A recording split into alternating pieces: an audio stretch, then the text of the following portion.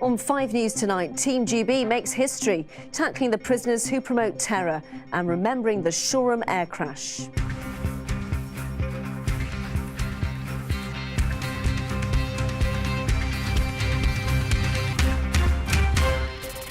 Britain's athletes increased the medal tally for the 5th consecutive Games, even beating our total from London. Rio's now passed the torch to Tokyo in a closing ceremony full of carnival spirit.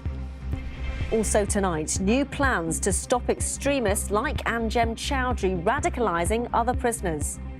And 1 year on from the Shoreham Air disaster, families and survivors remember the victims.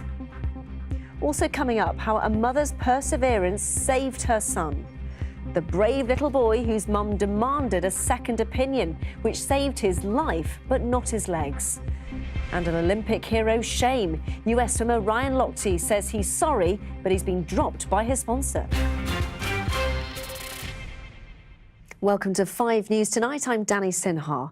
In a blaze of colour, the Rio Olympics have been brought to a dazzling finale. But the awards are to keep on coming for Team GB after their most successful overseas Olympics ever, finishing second above China. The Queen has offered them her warmest congratulations, whilst the Prime Minister says there's no limit on the number of athletes who could be given an honour. Layla Hayes reports. A spectacular end with a carnival theme. After 16 days hosting the Olympics, Rio closed the Games in style, with fireworks over the Maracanã Stadium. Team GB, complete with flashing footwear, joined in the party, and with much to celebrate. This Britain's most successful Games in more than a century. Super heavyweight boxer Joe Joyce was the final British medal winner. His silver, the 700th Team GB Olympic and Paralympic medal since lottery funding began. The Prime Minister says there'll be no cap on the number of honours available for Team GB athletes. So after Mo Farah's long-distance double-double, will it be a rise, Sir Mo? I just want to continue doing what I do best, and that's to run. But at the same time, it'd be pretty incredible and amazing to be knighted. It's like I don't want to really think about it because it'll be amazing. It's the 5th consecutive Olympics where Team GB has improved on its medal tally, finishing second in the medals table behind the USA and ahead of China, with a total of 67 medals, including 27 gold. That was way above their target of 48 medals and 2 more than in 2012, and with a team which was a third smaller than in London. So how did they do it? Experts say it's largely down to funding. UK Sport spent £274.5 million of national lottery money funding sports for the Rio Games. That works out as £4 million per medal. But not all sports are funded equally. Basketball is hugely popular with British teenagers, but has had its funding cut because unlike sports like rowing and cycling, it's not expected to win medals. The coach at this London club says that's not fair. These Olympians who do work extremely hard, when they come on television, they thank the lottery people who are funding them. They've probably never bought a ticket. They probably wouldn't know what to do if they bought a ticket. The lottery is funded by in areas like this, and yet, ironically, they don't see any of the benefits of this, and that's a shame. But the chair of UK Sport told me Britain's success in Rio shows the funding strategy works. Well, I feel that that's our job. Our job is quite specific by our terms of reference, which were given to us by government at the end of the 90s, was to win medals at Olympic and Paralympic level, and we've done that. Rio now hands over to Tokyo. Super Mario revealed as the Japanese Prime Minister. In the coming years, there will be questions of legacy and how best to improve sports at grassroots level. But for many, Team GB's success in Rio is proof of money well spent. Layla Hayes, 5 News. Well, let's get some more reaction to Team GB's success and the impact of it back home. Joining me now is the former British Olympic gold medalist, Sally Gunnell. Goldie Sayers is a British javelin thrower who's competed at 3 Olympics. And joining us from Rio is the journalist Rob Maul, who's covered the Games for its duration. Great to have you all with us this evening. What went so right then? We did it over our biggest haul for over a century. It's amazing, and I think lots of people were, quite shocked. I think everyone was sort of saying, oh, it's going to be tough, after London and all this.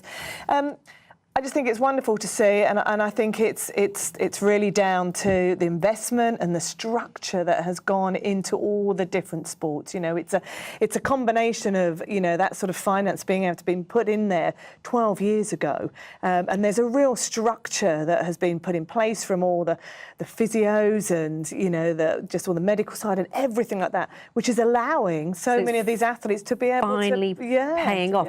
Goldie, what are some of your favourite moments then? I think for me, the women's hockey team was a real highlight and on a brilliant time for viewing figures on a Friday night at 9 o'clock, which is always good. And I think that just the fight and the spirit the team had, numerous other ones, but for me, that was probably my highlight. Rob, we need to join you in. You're all the way from Rio joining us. I mean, what were some of your favourite moments? There were so many gold medals to choose from. I think the one that stands out was Laura Trott winning gold in the women's Omnium, and then Jason Kenny winning the Kieran an hour and a half later. They're a couple. They're engaged, and they actually won it. Jason won his 6th gold medal, Laura won her 4th. So they've got 10 gold medals in that household now. So it's quite incredible. So that sticks out, and the velodrome was full of Brits, and it was a fantastic moment, I think.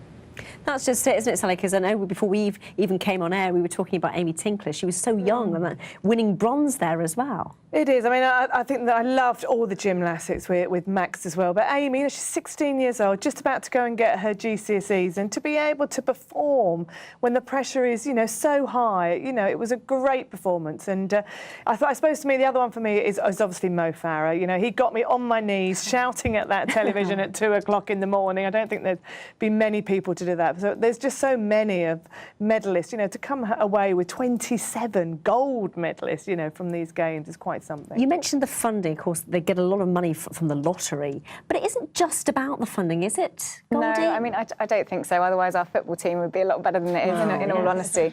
I think the main thing with the Olympics is that it is the pinnacle of an athlete in any sport, or most of the sports that are there, the pinnacle of their career. So the desire, the determination, and more importantly, the pride, because the general public are so behind the team, that's what makes a fantastic performance. You can throw money at something, but having the structure in place and the governance within the sports is key. The British Olympic Association, the attention to detail is immense. I mean, we had 350 sofas flown out to Rio, so the village was more comfortable, from a certain sponsor. But, the level of attention to detail and preparation that goes in is unprecedented. Well, it's obviously paid off. We're just going to pause for a minute because, of course, this year's performance by Team GB might have broken records and taken us well beyond our expectations, but I'm afraid it wasn't all good news. Warren Nettleford looks back now at some of the high points and the lows. As Mo Farah streaked clear of the field in the 5,000-metre final, he was about to arrive in the history books. The first British track athlete with 4 Olympic golds. Going into these games, the British public didn't dare to dream that the feats of 2012 could be surpassed, but they were, and heroically. 19 different sports provided the stages for British athletes to shine. Laura Trott here in the velodrome, winning 2 more golds to become Britain's most successful female Olympian. But as Usain Bolt strided towards sporting immortality in the 200-metre final, in the Jamaicans' wake, there was great medal optimism for Team GB's captain, Adam Jamili. Stooping for the line, though, he finished 4th, missing out. In the pool, Tom Daley was a man earmarked for gold. In 2012, he achieved an individual bronze, but in a huge shock, he didn't even make the final. Looking to 2020, Team GB will be looking to build on Rio's sporting success stories by turning these near misses into medals. So not everybody's coming home particularly happy. Lewis Smith, one of those, of course. I mean, Goldie, how do people cope, or how do athletes cope in particular with that disappointment?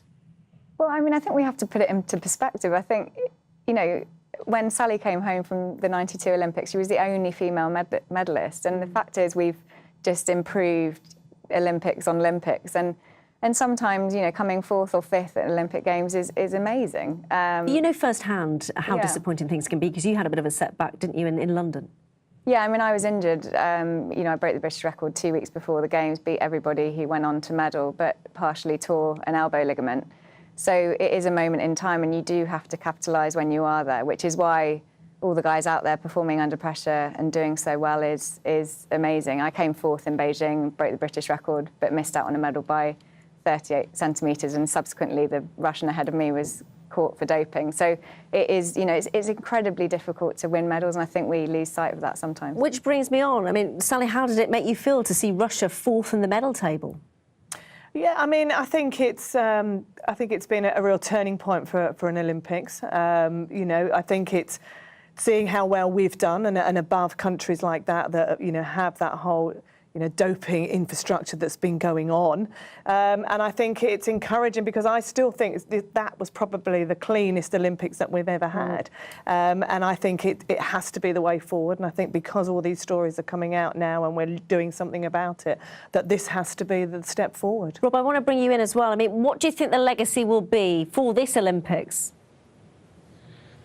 From a British perspective, I suppose it's sustained success. The funding's not going to change. UK sports are going to only continue to increase the funding, because only 2 sports didn't match their targets set out before the Games. So I think it'll be sustained success. It's going to be harder in Tokyo. In terms of a legacy, from a health perspective, it's very difficult to say. I mean, obviously the country get whipped up in Olympic fever for 3 or 4 weeks. Obviously the Paralympics are coming up next month. Does that actually have an impact on health and fitness and decreasing obesity? I don't know, but certainly in a post-Brexit era, it's been a fantastic couple of weeks to really boost the mood of the confidence, to show the pride that the team athletes that the country can relate to. I'm sure Sally and Goldie would sort of agree with me. You can relate very much to the cyclists and the rowers and the canoeists and the badminton players, because they're average people, ordinary people. They don't have expensive houses and lots of money. They just do a solid job and represent their country with pride. We're running out of time, ladies, but very quickly, is this going to make a difference, do you think? Will there be a legacy? I think it has to. I mean, the success that we've had over the last couple of weeks, it has to lead on. And if it just inspires young kids to join clubs and be active, that's what you want to see.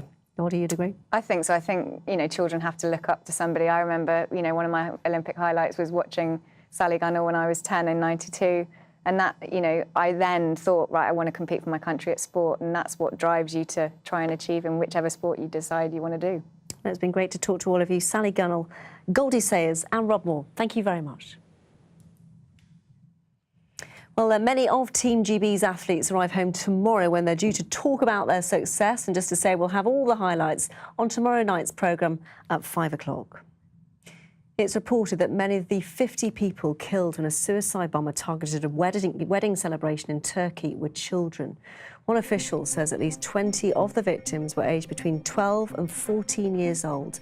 The bomber has been said to be of a similar age, though Turkey's Prime Minister says that hasn't been confirmed. The attack in the city of Gaziantep has been blamed on so-called Islamic State. Former Radio 1 DJ Chris Denning has pleaded guilty to 21 historical child sex offences. The convicted paedophile admitted to abusing 11 children at a disco in Surrey between the late 1960s and mid-1980s. He's already serving 13 years in jail for other child sex offences. And ballot papers for the Labour leadership election are being sent out to around 650,000 eligible members. The winner of the contest between Jeremy Corbyn and Owen Smith will be announced in a month's time. Family and friends of those who died in the Shoreham air disaster have held a minute's silence exactly a year to the day since that disaster. Hundreds of people gathered for the commemorations to remember the 11 victims killed when a vintage jet crashed during an air show. Simon Vigar reports. 1 year on from the tragedy which devastated their lives, the people of Shoreham gathered on the bridge which became the focus for tributes. It is a few hundred yards from the crash site. 11 people died, including Worthing United footballer Jacob Schilt, who was travelling to a game. His parents told me today is an unavoidable milestone. It's no more difficult actually than any other day, really, because there are so many things that to remind us of Jacob. So we're thinking about him the whole time, really. Today's a day where you sort of put on a brave face and you know what you're dealing with in a way, whereas on the day-to-day it could be just looking at a photograph of him or looking at his football boots still in our utility room, and that can just set you off and make you really realise how dreadful it all is. The vintage Hawker Hunter jet crashed during the Shoreham Air Show a year ago. The pilot miraculously survived. 52-year-old Andy Hill was questioned by police in December, but they're still waiting to receive evidence from the Air Accident Investigation Branch, which publishes its report in the autumn. It means the inquests won't happen until next year. It's painstaking. Everything has to be looked at, and we understand that that takes time. It's better to have due diligence on that. But of course there are people who are grieving and need those answers, so there's always got to be a balance. Jacob Schilt. There is frustration here, but also an acceptance that nothing can be worse than what happened to them exactly 1 year ago. I don't think there'll ever be closure. I don't see how there could be. He's with us. He was everything to us. And it was so sudden. I don't think we could ever come to terms with it, and such unusual circumstances, and such a public thing as well. I don't think we will come to terms with it. We've just got to find a way of managing it, really. Shattered families with shattered lives, but they know the communal support of the past year will endure. Simon Viger, 5 News, Shoreham. Still to come on the programme, you'll want to hear this mother's advice, which could help save a life. You go from what a burn is horrendous to suddenly your son's fighting for his life. It was, never in a million years I thought that would happen. And the US swimmer in hot water over this infamous night out says sorry. All that and more after the break.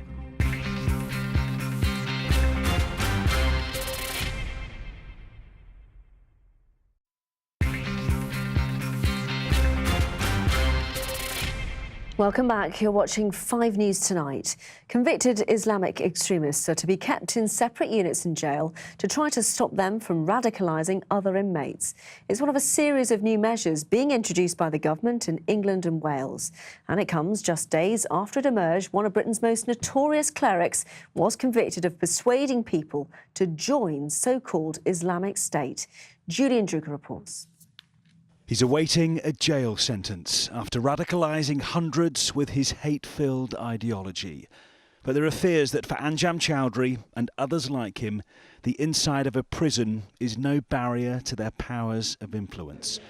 Removing the most dangerous of them from the general prison population is one of several solutions being recommended by the government.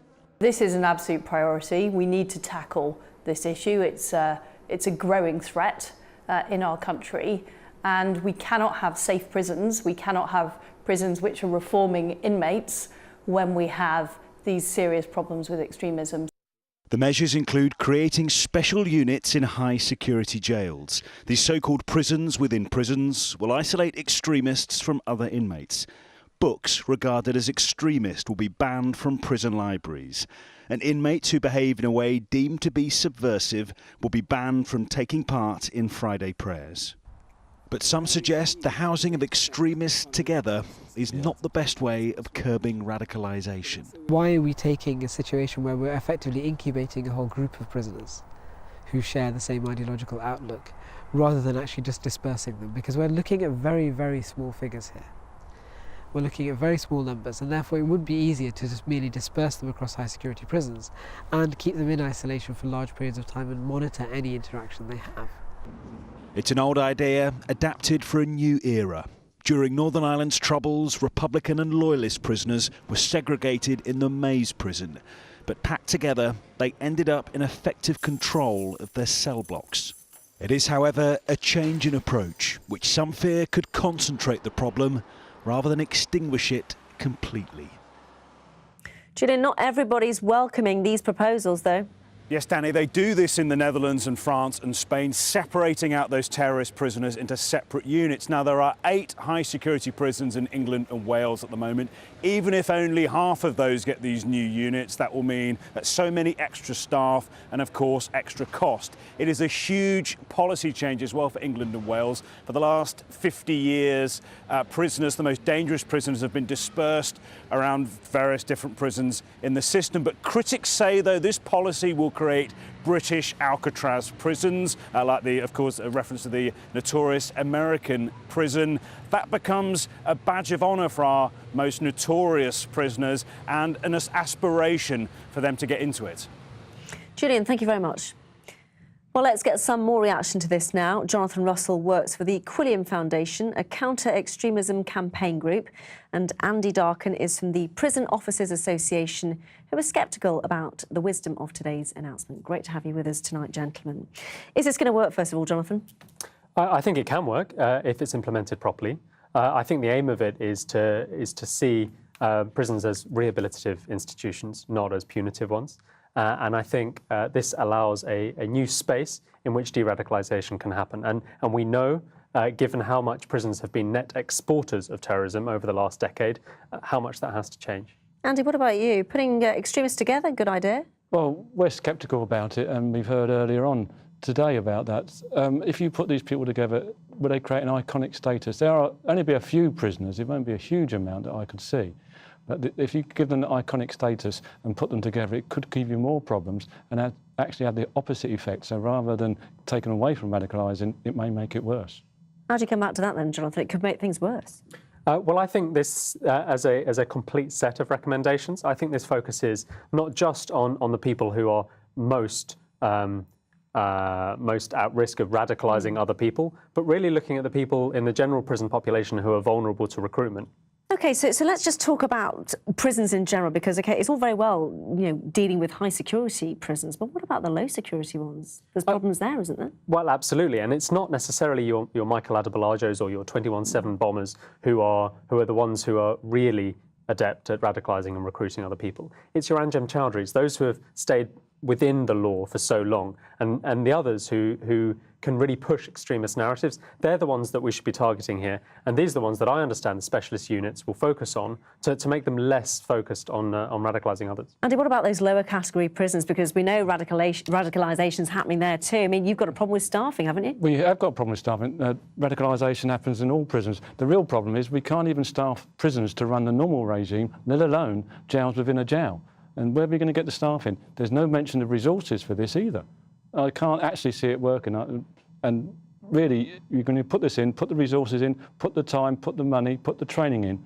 If you're not going to do that, then don't bother with it. And there's no explanation of how that's going to happen. Do you think, very quickly, Jonathan, though, this is really off, we need to do a little bit more? I mean, it's all very well having this as one recipe or one way out, but actually we need to offer people another way of living. Absolutely. We need a full spectrum approach, and that works in prisons as well as out of prisons. So we need to find a way that we can link up prisons with police officers before people get to prison and with the rehabilitative institutions outside of prison. We need to offer an alternative, and we need to say to extremists in prison, it's not worth your while getting radicalised and joining this ideology. We need to show something better. Jonathan Russell and Andy Darken, thank you very much. Thank you. A mother's calling for better awareness of a condition called toxic shock syndrome after her 3-year-old boy had to have both legs and several fingers amputated. Doctors treating Reuben Harvey-Smith failed to spot the potentially fatal illness despite his mother's growing concerns. She says at one point she feared he was going to die.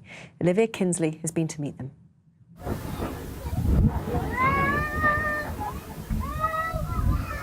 At the seaside, squealing with delight, you'd never know how much Reuben Harvey-Smith has been through. Just last year, both his legs and 7 fingers were amputated when doctors failed to spot an infection which nearly killed him. After being treated for an accidental burn, Reuben, then 2 years old, seemed unwell, so Mum Lou took him to Ipswich Hospital. He was really lethargic, he'd got a rash on his inner thigh, went up to the hospital, he vomited all on the way up to the hospital. The doctor came, I relayed obviously what had happened, the symptoms he was displaying, and he went, no, it's a severe sore throat, maybe tonsillitis, it's not the burn. In fact, it was toxic shock syndrome and potentially fatal. When Lou rushed Ruben back to A&E, he was critically ill. I was told to prepare myself for the worst, that the most we could hope for, that he'd make it through the night. That must have been just awful. Yeah, you go from what a burn is horrendous to suddenly your son's fighting for his life. It was, yeah. Ruben had developed sepsis, which occurs when bacteria get into the body, often from a wound or infection. It can lead to life-threatening septic or toxic shock, so Lou wants everyone to know the symptoms. They include a high or low temperature, a fast heartbeat or fast breathing. There could also be dizziness, muscle pain, vomiting and diarrhoea. If you suspect sepsis, you should see a doctor straight away. William Mead died from sepsis. His parents are campaigning for better awareness. And so is Lou. She wants parents to know the signs and doctors to listen. Ipswich Hospital has admitted liability in Ruben's case, but Lou's not angry. She's trying to stay positive. That positivity, I think, is what will make him going forward. It's about looking at what you could have had and where we are. We've got a lot to be grateful for. Where are we going? Not least the extraordinary way Ruben is coping with how his life has changed. Olivia Kinsley, 5 News. Now, while most Olympians are enjoying a rest, American swimmer Ryan Lochte has been dropped by his sponsor after lying about being robbed at gunpoint, as Minnie Stevenson reports. Ryan Lochte was living the American dream. With 12 Olympic medals to his name, he is one of the most decorated in history. But the US star's fall from grace is continuing to make the front pages. Branded a liar, today Lochte took to American TV to say sorry for exaggerating claims that he and his teammates were robbed at gunpoint while at the Rio Olympics. When the truth was, as the CCTV footage shows, the staff in red only approached the men after they had drunkenly vandalised a petrol station. That's why I'm taking full responsibility for it, is because I over-exaggerated that story. And if I'd never done that, we wouldn't be in this mess. Lochte then directly apologised to the people of Brazil for overshadowing the Olympics. My deepest apologies. They put on a great games. They did everything. The people of Rio or Brazil, the authorities, everyone there, they put on a great games. And my immature, intoxicated behavior tarnished that a little. Close to tears, Lochte also said sorry to his teammates for what he called over-exaggeration. I let my team down.